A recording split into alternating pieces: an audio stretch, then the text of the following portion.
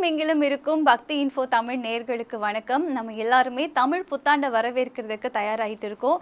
இந்த தமிழ் புத்தாண்டு நம்மளுக்கு எந்த மாதிரியான பலன்கள்லாம் தரப்போறதுன்றதுக்காக ஜோதிட உலகின் சூப்பர் ஸ்டாரான பிரம்மஸ்ரீ ராம்ஜி பரமஹம்சர் சுவாமிகள் அவர்கிட்ட தான் வந்திருக்கோம். வணக்கம். வணக்கம். வணக்கம். எப்படி இருக்கீங்க சுவாமி? நல்லா இருக்கேன். அனைவருக்கும் வணக்கம். பக்தி இன்ஃபோ நேயர்கள் அனைவரும் இந்த தமிழ் புத்தாண்டு பலன்கள் ரொம்ப சூப்பரான ஒரு விஷயம் என்ன அப்படின்னா, இந்த தமிழ் புத்தாண்டில் ஒரு பெரிய காரணிகள் இருக்குது. என்னென்னா, சனி மீனத்தில் இருக்கிறார், குரு பகவான் கடகத்தில் உச்சம் பெறுகிறார். இந்த ரெண்டு விஷயம்.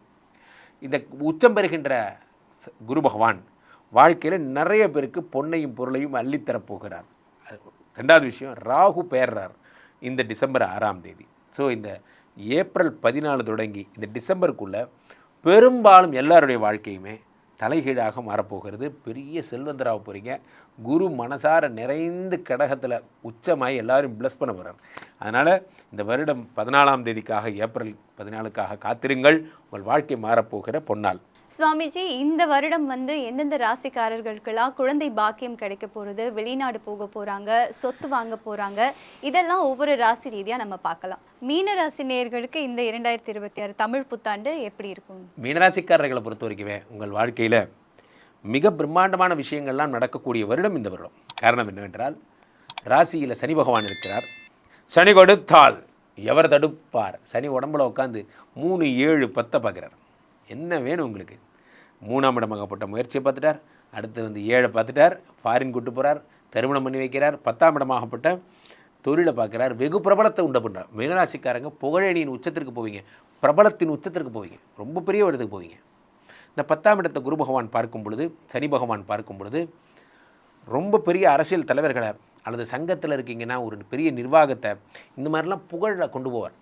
நீங்கள் ஒரு துறையில் இருக்கீங்கன்னா அந்த துறையில் மிக உயர்ந்த உன்னத லட்சியத்தை நீங்கள் அடைவீங்க. அவ்வளோ பெரிய.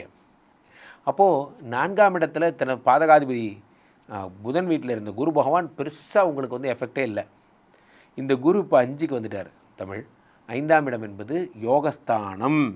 5ஆம் இடத்திலே குரு பகவான் உச்சம் பெறுகிறார். அடடா, அதான் இதை விட பெரிய சிறப்பு எதுவுமே கிடையாது. 5ஆம் இடத்துல குரு பகவான் உச்சம் பெறுகிறார். உச்சம் பெற்ற குரு பகவான் 5லிருந்து 5ஆம் பார்வையாக 9 பார்க்குறார், 11 பார்க்குறார், உடம்பை பார்க்குறார். ஃபஸ்ட்டு விருச்சிகத்தை பார்த்த குரு பகவான் மகரத்தை பார்த்துட்டு அடுத்து மீனத்தை தான் பார்க்குறார். அப்போ மீனத்தில் இருக்கிற சனியை ஒன்றும் பண்ணாமல் வேலை பார்க்க விடாமல், அதாவது ஜென்ம சனியாக இருக்கிறவரை ஒர்க் பண்ண விடாமல் பண்ணுறார். அப்போ குரு பகவான் 5ஆம் இடத்துல உச்சம் பெறுவது எதுனா, மிகப்பெரிய பண்டிகை இது மாதிரி கொண்டாட வேண்டிய ஒரு நிகழ்ச்சி இது. காரணம், குரு பகவான் 5ஆம் இடத்தில் இருப்பது சந்திரனுடைய வீடு. அந்த சந்திரன் உங்களுக்கு யோகாதிபதி. உணவகங்கள், ரெஸ்டாரண்ட் வச்சுருக்கிறவங்க, கடவுள் சம்மந்தப்பட்ட தொழில்களில் ஈடுபடுற மிகப்பெரிய உயரத்துக்கு போவீங்க. வாழ்க்கையில் அடுத்த படிநிலைக்கே போயிடுவீங்க. அதே மாதிரி சனி பகவான் ஒரு பக்கம் பிராண்டு பண்ணுறார், குரு பகவான் ஒரு பக்கம் செல்வங்களை அல்லது குழந்தை பிறக்க போகுது. முக்கியமாக 5ஆம் இடத்துல குரு பகவான் உச்சமாகும் போது சொத்து வாங்க போகிறீங்க. முக்கியமாக இது எல்லாமே நல்லா தான் நடக்க போகுது. 5ஆம் இடம் என்பது அத்தனை முக்கியமான ஒரு விஷயம். சில பேர் கோயில் கட்டுவீங்க. சில பேர் பார்த்திங்கன்னா 5ஆம் இடம்னா அந்த கோயில், அது சாமி சம்மந்தப்பட்ட விஷயம். குலதெய்வம் கோயிலுக்கு போய்ட்டு வருவீங்க. இல்லை சில பேர் கடவுளுக்கு கோயில் காரியங்கள்லாம் பண்ணுவீங்க. நிறைய நன்மைகள் செய்ய போகிறீங்க. மனித குலம் உங்களால் மேன்மையடைய போகிறது. இவ்வளோ நல்ல விஷயம். இந்த மீனராசிக்காரர்கள் வாழ்க்கையை தலைகீழாக மாறக்கூடிய ஒரு வருடமாக இந்த வருடம் இருக்கும். ஸோ மீனராசி நேயர்கள் எந்த மாதிரியான வழிபாடெல்லாம் நடத்தணும் சுவாமிஜி? இவர்களுக்கு வழிபாடுகள்னு பெருசாக ஒன்றும் தேவையில்லை. காரணம், 12ஆம் இடத்தில் இருக்கக்கூடிய ராகுக்கு தான் வழிபாடு பண்ணணும். இவ்வளவும் நல்லா இருக்குனாலும் 12ஆம் இடத்துல ராகு பகவான் இருக்கார். கொசிப்ஸ் வந்துக்கிட்டே இருக்கும். உங்களுக்கு ஒன்று தெரியுமா? இவர் யார் தெரியுமா? நம்ம நாட்டாம. இந்த நாட்டாம படம் பாருங்கள், உங்களுக்கு தெரியும். ஐயோ நான் பார்த்துட்டேன்டோ, நம்ம நாட்டாம இது மாதிரி பண்ணியிருக்காண்டோ, அந்த மாதிரிலாம். ஐயோ உங்களுக்கு வேறு வேலையே இல்லையாடா, ஏன்டா அந்த மாதிரி சொல்லிட்டே இருக்கீங்க? ஏதாவது ஒரு கொசிப் சொல்லிகிட்டே இருப்பாங்க. நண்பர்களே, தயவுசெய்து இதெல்லாம் கூட இந்த மற்றவங்களுக்கெல்லாம் கூட டைரெக்டாக அவன் ப்ராப்ளம் பண்ணால் ஹேண்டில் பண்ணுறாங்க. உங்களுக்கு ஒன்றுமே பண்ணாமையே உங்களுக்கு ஒரு 10, 16 பட்டம் கட்டி விடுவாங்க. ரொம்ப ஜாக்கிரதையாக இருங்க. 12ஆம் இடத்தில் இருக்கக்கூடிய ராகு பகவான் என்ன பண்ணுறார்? பழைய கதைகளெல்லாம் நோண்டி எடுத்து அதுக்கு ஒரு கருப்பு வெள்ளை சாயம், கலர் சாயங்கள் பூசி ஒரு பெரிய தீவிரவாதி லெவலில் உள்ள ஆக்கி விட்ருவாங்க. அதனால் ரொம்ப கேர்ஃபுல்லாக இருங்க. ரகசியங்களை வெளியே சொல்லாமல் இருக்கிறது உங்களுக்கு நல்லது. 12ஆம் இடத்து ராகு பகவான் கோர்ட்டு, கேஸு போன்ற விஷயங்களில் பழைய பஞ்சாயத்துகள்லாம் எடுத்துகிட்டு வருவார். அப்போ பழைய panchayat either shoot or either settle. ஒன்று அதை முடிச்சு விட்ருங்க, அல்லது அதுக்கு செட்டில்மெண்ட் பண்ணிடுங்க. எதையாவது ஒன்று பண்ணி கேஸ் ஆஃப் பண்ணுங்கள். ஆர் அதர்வைஸ் உங்கள் பேர் தான் கெடும். ஸோ 12ஆம் இடத்துல ராகு பகவான் இருப்பது ஒரு நாள் கூட தூங்க விடாத மாதிரி ஒரு நிலைமையை உண்டாக்கும். ஸோ மீனராசி நேயர்களுக்கு இந்த தமிழ் புத்தாண்டில் எவ்வளோ மதிப்பெண் கொடுப்பீங்க சுமிஜி? மேனராசிக்காரர்களுக்கு 200 மார்க் கொடுக்கலாம். சூப்பராக இருக்குது. ஆனால் டிசம்பர் 6 வரைக்கும் நீங்கள் ரொம்ப ஜாக்கிரதையாக இருக்கணும். அப்புறம் ராகு பகவான் 11க்கு போனதுக்கப்புறம் குரு வந்து 5ஆம் இடத்துல கேதுவும் அவரோட சேர்ந்துக்கிறார். குருவும் கேதுவும் ஆக சேர்ந்து 5ஆம் இடத்துல கோடீஸ்வர யோகத்தை உண்டு பண்ண போகிறார். இந்த வருடம் you are going to make more money. ஆனால் ஒரு விஷயம், பழைய கதைகள் வந்தால் அதை பற்றி பேசாதீங்க. டீம்லேருந்து யாராவது அதை பற்றி பேசாதீங்க. ஏதாவது உங்களை இப்படி பற்றி சொன்னாங்க, அதை பற்றி விடுங்க, நம்ம பொழப்ப பார்ப்போம். எந்த பஞ்சாயத்துலையும் ஈடுபடாதீங்க. அதுதான் உங்களுக்கு ரொம்ப முக்கியம். மீன ராசிக்காரர்களுக்கு 2026 தமிழ் புத்தாண்டு எப்படி இருக்கும்? நல்லா இருக்கும். நீங்கள் ஏற்கனவே பாதி ஜோதிடம் உங்களுக்கே தெரியும். குருவோட வீடு இல்லை, அந்த குரு வந்து உங்களுக்கு பஞ்சமஸ்தானத்துக்கு வந்து 9ஆம் பார்வையாக பார்க்க போகிறார். புதிய முயற்சிகள் நல்ல கை கொடுக்கும். சார் 7.5 சனி நடந்துக்கிட்டு இருக்கே, அது என்னைக்கு வந்ததோ அன்னையில் இருந்தே நான் படாத பாடுபட்டுக்கிட்டு இருக்கேன். ஒரு பக்கம் கால் வலி, மூட்டு வலி, தூக்கம் இல்லை, நரம்பு பிரச்சனை, கேஸ்ட்ரிக் ட்ரபிள், சாப்பிட முடியல, ஏப்பம் வந்துக்கிட்டே இருக்கு, இப்படின்னு சொல்கிறவங்களுக்கெல்லாம் இந்த குரு பார்த்தா நல்லா இருக்கும். அதே மாதிரி 12ஆம் இடத்துல இருக்கக்கூடிய ராகு உங்களுக்கு 11ஆம் இடம் மாறப்போகிறார். அற்புதமாக இருக்கும். குருவும் கேதுவும் சந்திக்க போகிறாங்க. குரு 12 வருடங்களுக்கு ஒரு முறை உச்சம் பெற போகிறார் கடகத்தில். 18 வருடங்களுக்கு ஒரு முறை கேது அந்த வீட்டுக்கு வருவார். இவங்க 2 பேரும் சந்திக்கிறதே ஒரு அபூர்வ சந்திப்பு. இந்த காலகட்டத்தில் மீன ராசிக்காரர்களுக்கு ஒரு அற்புதமான காலம். பராபவ வருடம், தமிழ் வருடம். இந்த காலகட்டத்தில் எதிரிகள் வீழ்வார்கள்னு அர்த்தம். பராபவ அப்படின்னா எதிரிகள் வீழ்வார்கள். அப்போ காசி ராமேஸ்வரம் போய் உங்கள் மூதாதையர்களுக்கு தர்ப்பணம் கொடுக்கணும். எதிரிகள் தொல்லை போகும், உடல் ஆரோக்கியம் வரும். புதிய முயற்சி இப்போ வேண்டாம். தொழிலாகட்டும், வேலையாகட்டும், இருக்கிறத உருட்டிக்கிட்டு வாங்க. இந்த குருவும் கேதுவும் ஒரு வீட்டில் இருக்கும் பொழுது நீங்கள் வந்து காசியில் போய் உங்கள் அப்பா அம்மாவுக்கு மூதாதையர்களுக்கு தர்ப்பணம் கொடுத்தீங்க அப்படின்னா அதை விட மிகப்பெரிய பாக்கியம் வேறு எதுவுமே கிடையாது. அதற்கு நீங்கள் செய்ய வேண்டியது ராமேஸ்வரம் போயிட்டு காசிக்கு போகணும். மறுபடியும் ராமேஸ்வரத்தில் வந்து அந்த இதெல்லாம் செய்யணும். அந்த கீழே நம்பர் இருக்குது பாருங்கள், நீங்கள் தொடர்பு கொள்ளுங்கள். அதை எப்படி நான் சொல்லணும்னு உங்களுக்கு சொல்கிறேன். அதை நீங்கள் போயிட்டு வந்தீங்கன்னா இந்த மாதிரி மீன ராசிக்காரர்களுக்கு கிடைத்த ஒரு அற்புதமான காலம் இது. பித்ருக்களுக்கு தர்ப்பணம் பண்ண வேண்டிய காலம். அதை போய் செஞ்சுட்டு வாங்க. வரவுக்கும் செலவுக்கும் சரியாக போகும். கணவன் மனைவி உறவில் நிதானமாக இருங்க. குழந்தை பாக்கியம் கிட்டும், நிச்சயமாக கிட்டும். வீடு வாகனங்கள் புதுப்பிக்கலாம். பழசை கொடுத்துட்டு புதுசு வாங்கலாம். புது ஃப்ளாட்டு வாங்கிக்கலாம். பழைய ஃப்ளாட்டை கொடுத்துடலாம். இல்லை பழைய ஃப்ளாட்டை கொடுத்துட்டு ஒரு வீடு முழுசாக வாங்கலாம். இண்டிவிஜுவல் ஹவுஸ் வாங்கலாம். இப்படி சுப பலன் நடக்கும். ஆனால் நான் அடுத்தவனை நம்பினேன், அது இதெல்லாம் வேணாம். உங்கள் வேலை என்னவோ அதை வண்டி பாருங்கள்.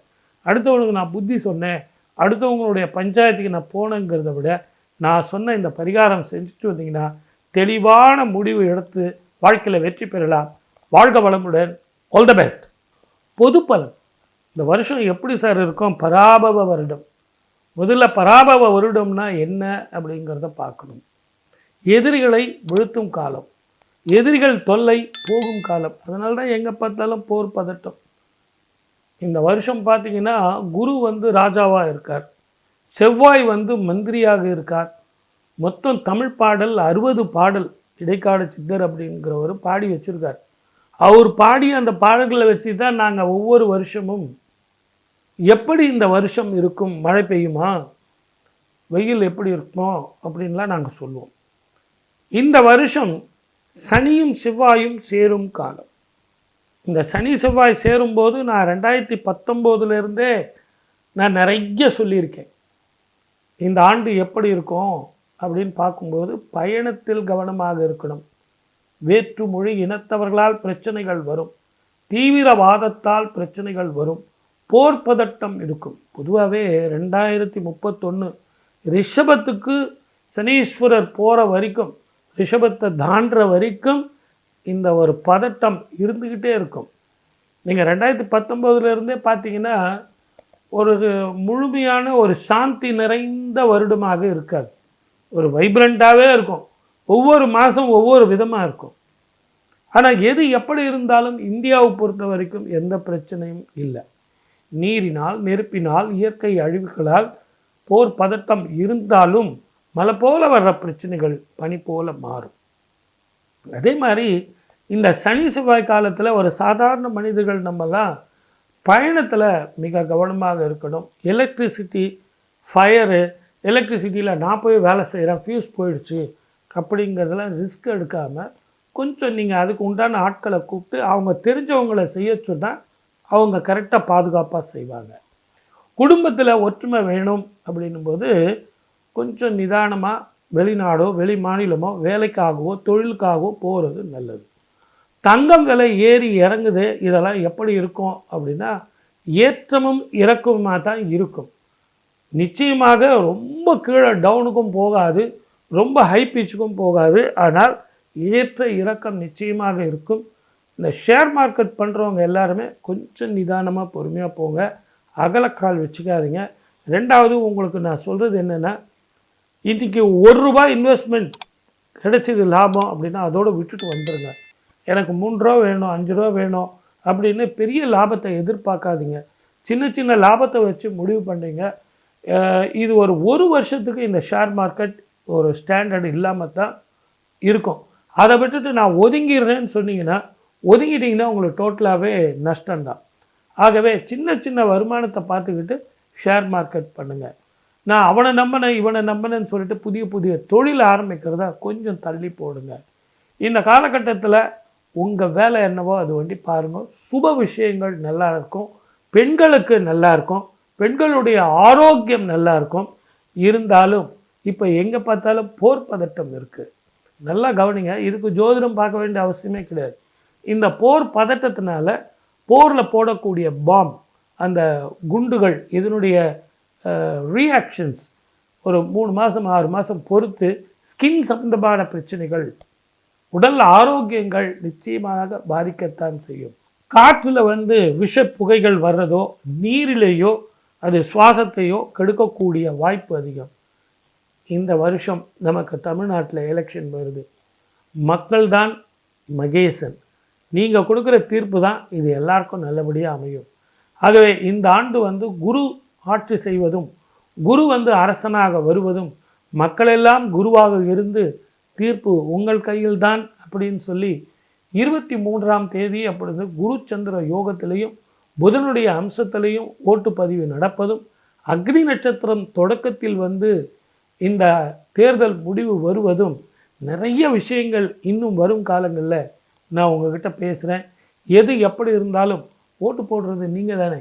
நீங்கள் போடுற ஓட்டு தான் மக்கள் தலைவர்கள் வருவார்கள்னு சொல்லி வாய்ப்பளித்த அத்தனை நல்ல உள்ளங்களுக்கும் நன்றி. மீண்டும் உங்கள் அனைவருக்கும் தமிழ் புத்தாண்டு வாழ்த்துக்கள். மீனராசி அன்பர்கள், உங்களுக்கு இந்த தமிழ் புத்தாண்டு எப்படி இருக்குது அப்படின்னா, அப்பாடா போதுண்டா சாமி, வந்துச்சுடா எனக்கு நிம்மதி பெருமூச்சு, திரும்பவும் நான், மீண்டும் நான் அப்படின்னு சொல்கிற மாதிரி தான் இருக்குது. காரணம் என்ன?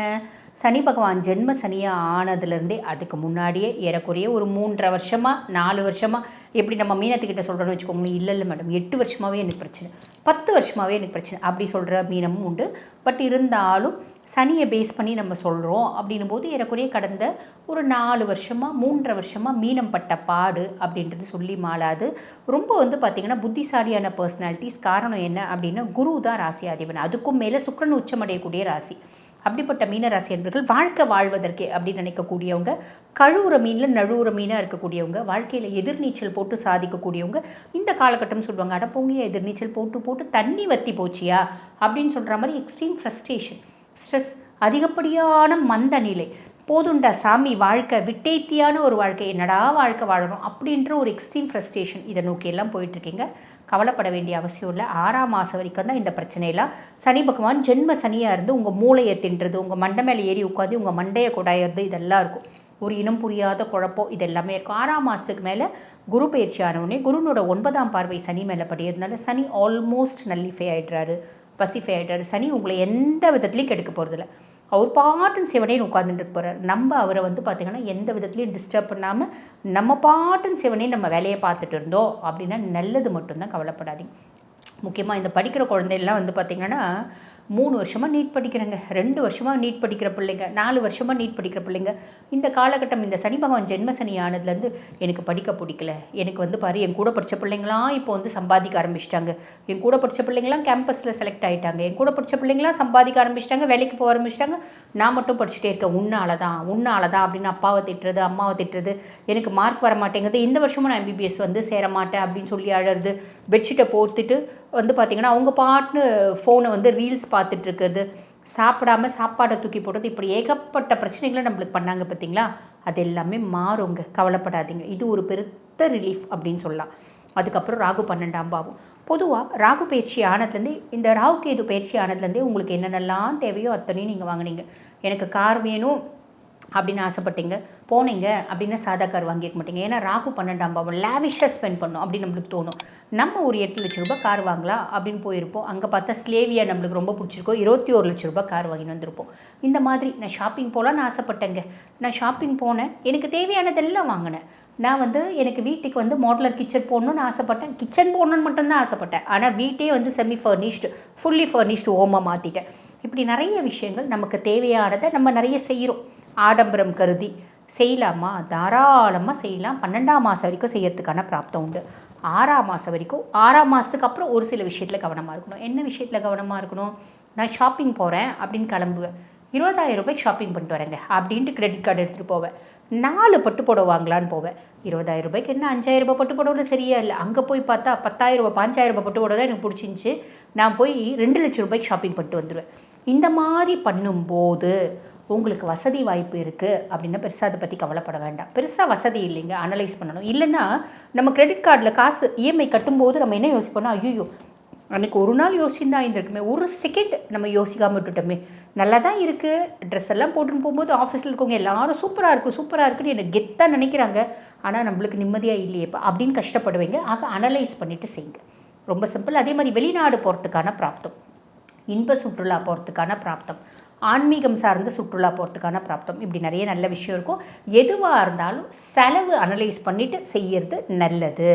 அதுக்கப்புறம் 6ஆம் பாவத்தில் கேது, பெரிய லெவலில் கடன் கொடுக்கக்கூடாது, பெரிய லெவலில் கடன் வாங்கக்கூடாது. அதே மாதிரி பார்த்திங்கன்னா பெருசாக யார்கிட்டையும் வாக்குவாதம் அப்படின்னு வச்சுக்கூடாது. அது யாராக இருந்தாலும் சரி, நமக்கு தெரிஞ்சவங்களாக இருந்தாலும் சரி, தெரியாதவங்களாக இருந்தாலும் சரி, வாக்குவாதம் அப்படின்றது வேண்டாம். தேவையில்லாத ஒரு மிஸ் அண்டர்ஸ்டாண்டிங்ஸ் வரத்துக்கு வழியும் வாய்ப்பும் உண்டு. ஆரோக்கியத்தில் கவனம் அப்படின்றது வேணும். நிறைய பேருக்கு infectious oriented disorder, urinary tract இன்ஃபெக்ஷனு, இருக்கிற தொந்தரவுகள் இன்னும் ஃப்ளக்சுவேட் ஆகுறது, இன்னும் அதிகமாகிறது, இதுக்கெல்லாம் வழியும் வாய்ப்பும் உண்டு. இது வரைக்கும் நோய் இல்லைங்க, உணவு முறையில் மாற்றம் அப்படின்றது வச்சுக்கோங்க. இந்த மாஸ்டர் செக்கப் அடிக்கடி பண்ணிக்கோங்க. சரி, இதெல்லாம் நல்லது தான், மைனஸ் எதுவும் பெருசாக கிடையாது. அதுக்கப்புறம் வந்து பாருங்கள், 6ஆம் மாதத்துக்கு மேலே குரு பகவான் 5ஆம் பாவம், பூர்வ புண்ணியஸ்தானம், புத்திரஸ்தானத்தில் குரு. குழந்தை இல்லை அப்படின்னு கஷ்டப்பட்டுட்டு இருந்தால் நிறைய மீனராசி அன்பர்களுக்கு வந்து பார்த்திங்கன்னா குழந்தை பிறக்கிறதுக்கான பிராப்தம். ஓகேங்களா, ஃபஸ்ட்டு விஷயம், அது ஒரு பெரிய ப்ளஸ்ஸு. அதுக்கப்புறம் பூர்வீகத்தில் சொத்து பத்து வீடு வாசல்லாம் இருக்குங்க, இது வரைக்கும் எங்களுக்கு வந்து கொடுக்கவே இல்லை, நாங்கள் லவ் மேரேஜ் பண்ணிட்டோம் அப்படின்னு எங்கள் குடும்பம் நல்ல வசதியான குடும்பம், இது வரைக்கும் கொடுக்கல. இந்த காலகட்டம் உங்களை கூப்பிட்டு கொடுக்கறதுக்கான பிராப்தம் அப்படின்றது உண்டு. ஆல்ரெடி சொத்துலாம் கொடுத்துட்டாங்க, அது கோர்ட்டு கேஸுன்னு பஞ்சாயத்தில் ஓடின்னு இருக்கு, அந்த பஞ்சாயத்து உங்களுக்கு சாதகமாக வர்றதுக்கான பிராப்தம் உண்டு. இப்போலாம் வந்து பாருங்கள், இந்த 15 வருஷமாக எங்களோட பூர்வீக சொத்து ஒன்று கோர்ட்டில் போயிட்டுருக்கு, ஜட்ஜ்மெண்ட் ஃபேவராக வருமா? நிறைய பேருக்கு ஃபேவராக வரதுக்கான வாய்ப்பு உண்டு. இல்லைங்க, ஜட்ஜ்மெண்ட் எப்போ வரும்னு தெரியல. இந்த காலகட்டம் இப்போ நிறைய கேசஸில் வந்து பார்த்திங்கன்னா outside the court settlement தான் நடக்குது இல்லைங்களா, மத்தியஸ்தர்களை வச்சு பஞ்சாயத்து பண்ணி செட்டில் பண்ணிக்கிறது. அந்த மாதிரி பண்ணிக்கலாமா? தாராளமாக பண்ணிக்கிறதுக்கான வழியும் வாய்ப்பும் உண்டு. ஆனால் வைக்கக்கூடிய மத்தியஸ்தர்கள் கொஞ்சம் அனலைஸ் பண்ணிவிட்டு வைங்க, சரிங்களா? எங்கள் குழந்தைங்களால் நாங்கள் கடுமையான மன உளைச்சலுக்கு ஆளாகி இருந்தோங்க. இப்போ பிள்ளைங்க இப்போயாவது மாறுவாங்களா? என் பிள்ளை நான் சொல்கிற பேச்சு அப்படியே கேட்குமா? அந்த அளவுக்கு எதிர்பார்க்கக்கூடாது. இப்போ பிள்ளைங்க அப்படின்னாலே தொல்லைங்க தான் இந்த காலகட்டம். காரணம் என்ன அப்படின்னா, நம்ம கலிகாலத்தில் இருக்கோம். எதிர் வீட்டுக்கார பிள்ளை ரொம்ப சமத்தாக இருக்குங்களேங்க, அது நிரந்தரம் கிடையாது.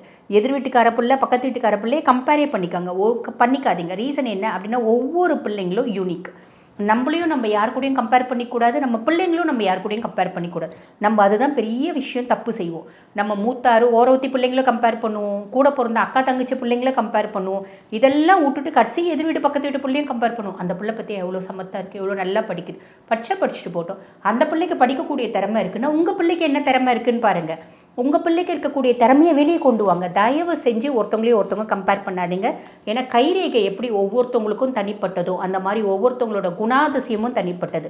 ஒவ்வொருத்தவங்களுக்கும் ஒரு இண்டிவிஜுவல் வந்து பார்த்திங்கன்னா ஒரு கெப்பாசிட்டி இருக்கும், இண்டிவிஜுவல் டேலண்ட் இருக்கும். அந்த மாதிரி உங்கள் பிள்ளைக்கு என்ன இண்டிவிஜுவல் டேலண்ட் அதை வெளியே கொண்டு வர பாருங்கள். தயவு செஞ்சு டிக்ரேட் பண்ணாதீங்க. சரி, அப்போ பிள்ளைங்களை புரிஞ்சிக்கினீங்க அப்படின்னாலே பிள்ளைங்களால் இருந்து வந்த தொல்லைங்க அப்படின்றது கம்மியாயிடுங்க. அதுக்கும் மேலே குரு 5ஆம் பாவம் பிள்ளைங்களோட கேரக்டரில் நல்ல மாற்றம் அப்படின்றது ஏற்படுத்துவான். நீங்களும் விட்டு கொடுப்பீங்க, பிள்ளைங்களும் ஒரு சில அடமெண்ட்டான விஷயம் நான் இதை செஞ்சு தான் தீருவேன் அப்படின்றத மாற்றிப்பாங்க. ஓகேங்களா? சரி, இருந்தாலும் பரிகாரம் அப்படின்னு ஏதாவது ஒன்று சொல்லுவீங்களேம்மா, அந்த விதத்தில் நாங்கள் மீன ராசி எங்களுக்கு என்னம்மா பரிகாரம் பண்ணலாம் அப்படின்னா ரொம்ப சிம்பிளான விஷயம் என்ன அப்படின்னா, நீங்கள் தட்சிணாமூர்த்தி வழிபாடு அப்படின்றது வச்சுக்கோங்கம்மா. எல்லா ஈசன் கோயிலையும் வடவாள விருஷத்துக்கு கீழே தட்சிணாமூர்த்தி இருப்பார். இப்போல்லாம் சின்ன பிள்ளையார் கோயிலில் கூட தட்சிணாமூர்த்தி இருக்கார். அவரை போய் வழிபாடு பண்ணிட்டு வரீங்க அப்படின்னாலே போதுமானதுமா, நிறைய நல்லது நடக்கும். வாழ்த்துக்கள். இந்த பராபவ வருடத்தில் நான் முன்னமே சொன்ன மாதிரி நல்லதும் நிறைய இருக்குது, கெட்டதும் நிறைய இருக்குது. முக்கியமாக பசுபால் நாசம் அப்படின்றது ஒன்று வரும்னு சொல்லியிருக்கேன். இன்ஃபெக்ஷியஸ் டிஸார்டர்ஸ் வரத்துக்கான வழியும் வாய்ப்பும் உண்டு. யுத்தம் வர்றதுக்கான வழியும் வாய்ப்பும் உண்டு. கண்டிப்பாக வழியும் வாய்ப்பும் உண்டு அப்படின்றத விட கண்டிப்பாக யுத்தம் வரும். மலை சார்ந்த பிரதேசங்களில் நிலநடுக்கம் வர்றது, அதே மாதிரி பார்த்திங்கன்னா பெருந்தலைவருக்கு உயிருக்கு ஆபத்து, ஒரு புதுமுகம் நாட்டையாலும், இப்படி நிறைய நல்ல விஷயம் இருக்குது. புரியுதுங்களா? நான் தான் அம்பிகை, நான் தான் ஈசன் சொல்லிட்டு நிறைய டிக்கெட்டுங்க தெரியுதுங்க பார்த்தீங்களா? நான் தான் அம்பிகை அப்படின்ற மாதிரி அதெல்லாம் பார்க்கும்போதே நம்மளுக்கு ரொம்ப எரிச்சலாக இருக்கும். ஆனால் அதை அம்பிகைன்னு சொல்லிட்டு கொண்டாடுறதுக்கும் ஒரு கூட்டம் இருக்க தான் செய்யுது, மக்கள் கூட்டம். அந்த மாதிரி நான் தான் அம்பிகை, நான் தான் ஈசன் சொல்கிற டிக்கெட்டுக்கெலாம் பெரிய ப்ராப்ளம் காத்துட்டுருக்கு அப்படின்னு சொல்லலாம். அப்போ ஹானஸ்டி அப்படின்றத மெயின்டைன் பண்ணால் மட்டும்தான் நிறைய நல்லது நடக்கும். அப்போ நம்மளுக்கு பார்த்திங்கன்னா இந்த பராபவ வருடத்தில் எந்த கெட்டதும் நடக்கக்கூடாது அப்படின்னா பொது பரிகாரம்னு ஏதாவது இருக்குமா? பொது பாருங்கள், ஒரு சில விஷயத்தில் ஒரு சில வருடங்களில் பார்த்திங்கன்னா பச்சை புடவை எல்லாரும் கட்டணும் அப்படின்னு சொன்னாங்க. புரியுதுங்களா? இதெல்லாம் பாருங்கள் இந்த பொது பரிகாரம் தான். ஆக இந்த பொது பரிகாரம் அப்படின்ற மாதிரி இந்த வருடம் என்ன பொது பரிகாரம் அப்படின்னா, இது பாருங்கள் முன்ன காஞ்சி மகாபெரியவா சொல்லியிருப்பார். எப்பெல்லாம் நாட்டுக்கு பிரச்சனை வரும் அப்படின்ற மாதிரி ஒரு இன்ஸ்டிங்க்ட் வருதோ அப்போ நம்ம வழிபாடு யாரை பண்ணணும் அப்படின்னா மகாவிஷ்ணுவை வழிபாடு பண்ணணும். மகாவிஷ்ணுனுடைய விஷ்ணு சாஸ்திரநாமம் ரொம்ப பெருசாச்சேப்பா, பாராயணம் பண்ண முடியாது, அதுக்கும் மேலே எனக்கு சமஸ்கிருதம் தெரியாது அப்படின்றவங்களும் ரொம்ப எளிமையான விதத்தில் ஒன்று பண்ணலாம். தினம்தோறும் விஷ்ணு சாஸ்திரநாமம் நம்ம வீட்டில் டேப் ரெக்கார்டரில் போட்டு விடலாம். போட்டு விடும்போது உலகத்தினோட பல பிரச்சனைகள் அப்படின்றது மாறும். முக்கியமாக பார்த்திங்கன்னா இப்போ இந்த டிஜிட்டல் பார்த்திங்கன்னா லாக்டவுன் அப்படின்னு சொல்லுவாங்க. டிஜிட்டல் லாக்டவுன்னா என்னென்னா, யுத்தத்தினால கடலுக்கு அடியில் தான் நம்மளோட டிஜிட்டல் சப்ளைலாம் இருக்குது. அந்த ஒயர்ஸ் எல்லாமே கடலுக்கு அடியில் போகுது. அப்போ வாண்டட்லி பார்த்திங்கன்னா அந்த டிஜிட்டலை பிரேக் டவுன் பண்ணுறதுக்கான நிறைய விஷயம் நடக்கும். ரீசன் என்ன அப்படின்னா, உலக நாடுகளுக்குள்ள செய்தி பரிமாற்றம் அப்படின்றது அந்த டிஜிட்டலைஸ்டாக தான் போகுது. அதை கம்ப்ளீட்டாக நில் பண்ணணும் அப்படின்றதுக்காக கண்டிப்பாக டிஜிட்டல் லாக்டவுன் அப்படின்றது நடக்க போகுது. ஆக ரொம்ப சிம்பிள், பெரிய லெவலில் நம்மளுக்கு பாதிப்பு வரக்கூடாது அப்படின்ற பட்சத்தில் விஷ்ணு சஹஸ்ரநாமம் தினம்தோறும் வீட்டில் டேப் ரெக்கார்டரில் போட்டு விடுங்க, அது மட்டுமே போதுமானது. மீனராசிக்காரங்களுக்கு நல்ல காலம் பிறக்குதுங்க, அது சொல்கிறதுல எனக்கு ஒரு சந்தோஷம். பல மீனராசி அன்பர்கள் நம்மளை சந்திக்கிற போது ஒரு பயத்தோடையே கேட்குறாங்க, சார் 7.5 சனி சார், ஜென்மச்சனி சார், நினைக்கவே பயமாக இருக்குது சார், வாழ்க்கையில் சிக்கல் வந்துருமோன்னு எனக்கு பயமாக இருக்குது சார் அப்படி கேட்குறாங்க. அப்படியெல்லாம் அஞ்ச தேவையில்லை, பயம் கொஞ்சம் கூட வேண்டாம். என்ன காரணம் தெரியுமா? நான் காரணம் இல்லாமல் உங்களுக்கு சொல்லிட்டு போல, உங்கள் ராசியில் தமிழ் புத்தாண்டு பிறக்கிற போது செவ்வாய், சனி, புதன் ஆகிய 3 கிரகங்கள் உட்காருது. அதில் இந்த செவ்வாய் பகவான் யார் தெரியுமா? உங்கள் யோகாதிபதி. உங்கள் யோகாதிபதி ராசியில் உட்கார்ந்து வருஷம் பிறக்குதுங்க. ஆண்டு முழுவதும் யோகமாக இருக்கும். சில பேருக்கு பூர்வீக சொத்துக்களுக்காக காத்திருப்பீங்க. சார் நியாயமாக எனக்கு வர வேண்டிய சொத்து என் சகோதரனை ஏமாற்றிட்டார் சார் அப்படின்னு சொல்லிட்டு இருக்கீங்க. இப்போது உங்களுக்கு நியாயமாக வர வேண்டிய சொத்து, சகோதரன் மனசு மாறுவார், கொஞ்சம் விட்டு கொடுப்பார், தன்னுடைய தப்பை ஓரளவாவது உணர்வார், உங்களுக்கு வர வேண்டிய நியாயமான சொத்து வரும். சார் வெளிநாட்டில் வேலை பார்த்துக்கிட்டு இருக்கேன், எனக்கு வேலை இப்போவோ அப்போவோன்னு பிரச்சனை இருக்குது சார், வேலை விட்டு போயிருமோன்னு தோணுது அப்படிங்கிறவங்களுக்கு நல்ல வேலை வாய்ப்பு வெளிநாட்டில் கிடைக்கும். டெம்பரவரி வேலையில் இருக்கேன் சார் அப்படின்னா பலருக்கு இப்போ கான்ட்ராக்ட் பேசிஸில் ஜாப் கிடைக்கும், சிலருக்கு வேலை நிரந்தரமாகும். அதே மாதிரி 7ஆம் இடத்திற்குரிய புதன் ராசியில் வந்து உட்கார்ந்தாரு, வெளிநாட்டில் இருக்கீங்க, திருமணத்துக்கு வரன் தேடுறாங்க, வரன் அமையலை. இப்போல்லாம் இந்தியாவில் எப்படி ஒரு அமைப்பு இருக்குது, வெளிநாட்டில் பையன் வேலை பார்க்குறதுனா பொண்ணு கொடுக்கறது இல்லை, வேண்டாங்க எங்கள் ஊர்லேயே எங்கள் பொண்ணு வாழ்ந்துக்கிடுங்க, இங்கேயே என்ன சம்பளமோ போதும், எங்கள் ஊர் பையங்களே நல்லா சம்பாதிக்கிறாங்க, வெளிநாட்டுக்கு பொண்ணு கொடுக்கறது இல்லைங்க அப்படின்னு பெண்ணை பெற்றவங்க சொல்கிறாங்க. அதனால் நிறைய மன வருத்தத்தில் பல பேர் இருக்கீங்க வெளிநாட்டில் இருக்கக்கூடிய இளைஞர்கள். இப்போ உங்களுக்கு இந்த ஆண்டு கல்யாணம் ஃபிக்ஸ் ஆகும், அப்படிப்பட்ட யோகம் இருக்குது. புதன் பகவான் 7ஆம் இடத்திற்குரிய புதன் பகவான் ராசியில் வந்தது ஒரு யோகம். நிறைய மாணவர்கள் வெளிநாட்டு கல்வியை விரும்பக்கூடிய மாணவர்களுக்கு நல்ல வெளிநாட்டு யோகம், வெளிநாட்டு கல்வி உங்களுக்கு கைகூடி வரப்போகுது. ஒரு பிஸ்னஸ் பண்ணிக்கிட்டு இருக்கீங்க, உங்களுக்கு வெளிநாட்டு தொடர்புடைய பிஸ்னஸ் பண்ணணும், வெளிநாட்டில் டேக்ஸ் ப்ராப்ளம் பயங்கரமாக இருக்குது, அதுவும் அமெரிக்க தேசத்துலேருந்து டேக்ஸை உங்களுக்கு அதிகமாக விதிச்சிட்டதுனால பிஸ்னஸ் பண்ணுறவங்க திணறீங்க. இப்போது அமெரிக்க தேசத்தில் பொருளாதார சிக்கல்கள் உங்களுக்கு வரப்போகுது பாருங்க. அதனால் டேக்ஸ் விஷயத்துலலாம் அமெரிக்க அதிபர் இறங்கி வந்தே தீருவார். இந்த மார்ச் மாதத்திலிருந்து 2026 மார்ச் மாதத்திலிருந்து இந்த ஆண்டு முழுவதுமே அந்த அமெரிக்க அதிபருக்கு நேரங்காலம் சரியில்லை. அதனால் நாங்கள் அமெரிக்க தேசம் தான் எடுத்த கொள்கைகளிலிருந்து பின்வாங்க வேண்டிய ஒரு சூழல். H1B விசா ப்ராப்ளம் சால்வ் ஆகுதுன்னு அதை வச்சுக்கிட்டு தான் நான் சொல்கிறேன். உங்களுக்கு நிறைய மாற்றங்கள் வரும், பொருளாதார மாற்றங்கள், உங்கள் டேக்ஸை குறைச்சே தீருவார். அதனால் என்ன ஆகுதுன்னா உங்களுக்கு எக்ஸ்போர்ட் பிஸ்னஸ் மிகச்சிறப்பாக படிக்க முடியும், கிடைக்கும், எக்ஸ்போர்ட் பிஸ்னஸ் நல்லபடியாக பண்ண முடியும். படிக்கணும்னு நினைக்கிற மாணவர்களுக்கு நல்ல படிப்பு அமையும். இந்த யோகங்கள் எல்லாம் மீனராசிக்காரங்களுக்கு காத்திருக்கு.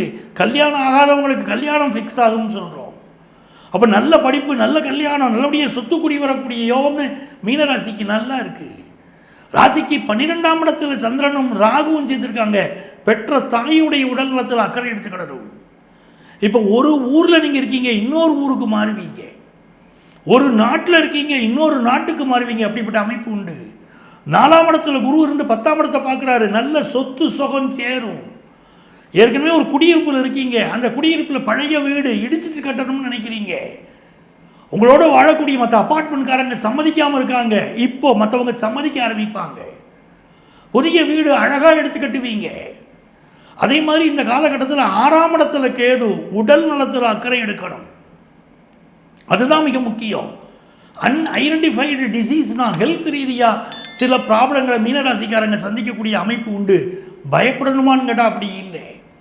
ராசிக்கு அதிபதியாக இருக்கக்கூடிய குரு பகவான் 5ஆம் இடத்துல உட்கார போகிறாரு, மிகப்பெரிய யோகம். பூர்வ புண்ணிய ஸ்தானத்தில் குரு பகவான் வந்து உட்கார்றாருங்கிறது தெய்வ அனுகூலம், குலதெய்வத்துடைய அனுகூலத்தை கொடுக்குதுங்க. அதே மாதிரி உங்கள் குலதெய்வம் உங்கள் வாழ்க்கையில் பெரிய வேலையில் முன்னேற்றம், கல்வியில் வளர்ச்சி, திருமணத்துக்கு கைகூடி கொண்டு வருதல் என்று எல்லாவையும் நன்மை செய்ய போகுது. இதுவரைக்கும் திருமணம் கைகூடாதவர்களுக்கு குருபலம் வருவதனால் திருமணம் கைகூட போகுது. இதுவரைக்கும் சரியான புத்திரபாக்கியம் அமையாதவர்களுக்கு நல்ல புத்திரபாக்கியம் அமைய போகிறது. ஹையர் எஜுகேஷன் படிக்கிற மாணவர்களுக்கு நல்ல ஹையர் எஜுகேஷன் வாய்ப்புகள் கூடி வருது. ஆன்மீக சுற்றுலாக்கள் சென்று வருவீங்க, நல்ல கோயில்களுக்கு ட்ரஸ்டியாக வருவீங்க, கோயில் பொறுப்புகள் எடுத்து செய்வீர்கள். அதே மாதிரி உழவார பணிகள் ஈடுபடுவீர்கள், கோயில்களை தூய்மை செய்வது, உழவார பணிகள் அதிலெல்லாம் ஈடுபடுவீங்க. நல்ல மனிதர்களுடைய தொடர்பு கிடைக்கும். மிகப்பெரிய மேன்மைகள் பராபவ தமிழ் புத்தாண்டில் மீனராசி அன்பர்களுக்கு காத்திருக்கிறது. யாரை வழிபட்டால் இன்னும் நமக்கு மேன்மைகள் வரும். மீனராசி அப்படின்னு சொன்னாலே மீனராசியிலே வரக்கூடிய புரட்டாதி நட்சத்திரம். இந்த புரட்டாதி நட்சத்திரத்துக்காரர்கள் எல்லாம் நீங்கள் இப்பொழுது திருப்பட்டூர் போகணும், பிரம்மபுரி ஈஸ்வரரை வழிபடணும், வாழ்க்கையில் உயர்வு கிடைக்கும். நீங்களே உத்திரட்டாதி நட்சத்திரத்தை சேர்ந்தவர்களாக இருக்கிறீங்க, மதுரை மீனாட்சியை வழிபடுங்க. மலர் கொண்ட கூந்தலையை தென்றல்தால் ஆட்டிடும் மதுரை மீனாட்சி உமையே, உமையே நீ வந்து உன்னருள் தந்திட்டால் உயரமே மாந்தர் நிலையே, அப்படி மீனாட்சியை வழிபடுங்க, பெரிய மேன்மைகள் உங்களுக்கு வரும். ரேவதி நட்சத்திரத்தை சேர்ந்த அன்பர்கள் இந்த ஆண்டு கல்யாணம் கூட போகுது, வேலை வாய்ப்பு பெருக போகுது, பிஸ்னஸ் லாபம் வரப்போகுது, வெளிநாட்டு யோகம் தேடி வருது. இந்த ரேவதி நட்சத்திரத்தை சேர்ந்த அன்பர்கள் ஸ்ரீரங்கம் சென்று பெருமாள் வழிபாடு செய்யுங்கள், வெற்றியை அள்ளி பெறுங்கள். ஒரு மகிழ்ச்சியான காலம் உங்களுக்கு தொடங்குகிறது. வாழ்த்துக்கள். இந்த ஆண்டு நடைபெறக்கூடிய விஷயங்கள் அப்படின்னு பார்க்கும்போது மேஷ ராசியில் சூரிய பகவானும் சுக்கிர பகவானும் அமர்ந்திருக்கிறார்கள். உச்சமான சூரியன் காலபுருஷ தத்துவத்துடைய 5வது ராசிக்கு அதிபதி உச்சமாக உட்கார்ந்திருக்கிறார். ஆகவே அரசியலில் பல மாற்றங்கள், நிர்வாக மாற்றங்கள் ஏற்படக்கூடிய ஒரு காலகட்டமாக இருக்க போகிறது. உலக அளவிலே உலக பொருளாதாரம் அப்படிங்கிறது இந்த ஆண்டுடைய பிற்பாதியில் நல்லா இருக்கும். முற்பாதியில் சில தடங்கல்கள் இருந்தாலும் பிற்பாதியில் பல நல்ல விஷயங்கள் பொருளாதார ரீதியாக முன்னேற்றம் வரப்போகுது.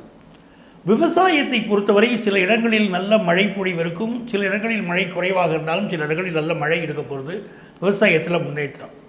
தங்கத்தின் விலையில் ஆண்டு முழுவதும் ஒரு ஃப்ளக்சுவேஷன் இருந்துக்கிட்டே இருக்கும். ஏன்னா குரு பகவானுடைய வீட்டில் சனி பகவான் இருக்கிறார் மீனத்தில். ஆகவே தங்கத்துடைய விலையில் ஒரு ஃப்ளக்சுவேஷன் இருந்துக்கிட்டே இருக்கும். வெள்ளி விலை நல்ல ஏறும்.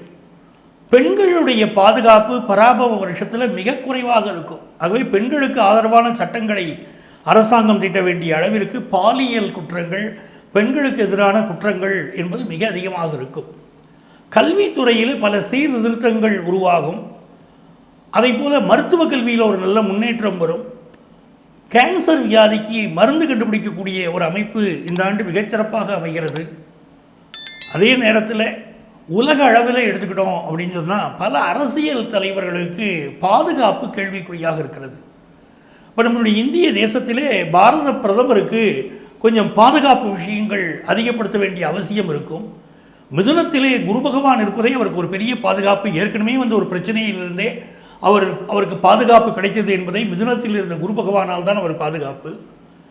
உலக அரசியல் அப்படின்னு எடுத்துக்கிட்டோம்னா அமெரிக்க தேசத்தில் நம்முடைய இளைஞர்களுக்கான H1B விசா இப்போ பல நேரங்கள் அது பெரிய ப்ராப்ளமேட்டிக்காக இருக்குது. விசா கிடைக்கலைங்கிற இந்த பிரச்சனை இந்த ஆண்டில் ஒரு மாற்றம் அடையும். ஏன்னா பொருளாதார ரீதியாக பல மாற்றங்களை அமெரிக்க தேசம் சந்திக்க போகுது.